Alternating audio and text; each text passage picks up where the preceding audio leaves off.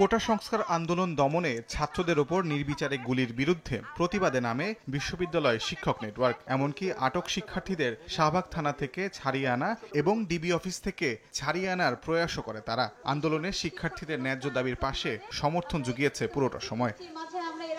স্বৈরাচার হাসিনার পতনের পর অন্তর্বর্তীকালীন সরকারের কাছে কি চাই শীর্ষক এক সভার আয়োজন করে বিশ্ববিদ্যালয় শিক্ষক নেটওয়ার্ক। ঢাকা বিশ্ববিদ্যালয়ের মোজাফর আহমেদ চৌধুরী অডিটোরিয়ামে আয়োজিত এই সভায় অন্তর্বর্তীকালীন সরকারের কাছ থেকে প্রত্যাশা তুলে ধরেন শিক্ষক, শিক্ষার্থী ও সুশীল সমাজের নানা ব্যক্তিবর্গ।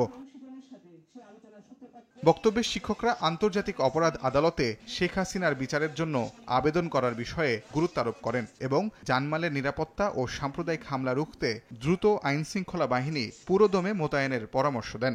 যে ম্যাস কিলিং এই সমস্ত কিছু তখন যার আদেশে সংঘটিত হয়েছে, অবশ্যই এটার জন্য অতি দ্রুত ইন্টারন্যাশনাল ক্রিমিনাল কোর্টে এটার জন্য আবেদন করতে হবে, এটার বিচারের জন্য আবেদন করতে হবে। আমি বলতে চাই একটা স্বৈরাচার জাদুকর হওয়া উচিত এবং স্বৈরাচারীরা কি করেন, কিভাবে হত্যা করেন, কি কি অস্ত্র ব্যবহার করেছেন, কারা কারা হত্যাকাণ্ডের শিকার হয়েছে, তাদের বর্ণনা সেই জাদুঘরে থাকা খুব জরুরি, যাতে ভবিষ্যতে কেউ এরকম স্বৈরাচারী হওয়ার সাহস না করে।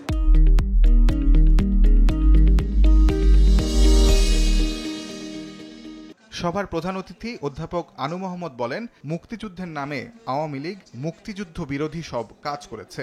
আওয়ামী লীগ মুক্তিযুদ্ধকে একটা বর্ম বানিয়েছে, বর্ম বানিয়ে সারা দেশের মানুষের উপরে জুলুম এবং লুণ্ঠন এবং পুরো দেশকে একটা ভয়ঙ্কর নির্যাতনের কারখানায় পরিণত করেছে।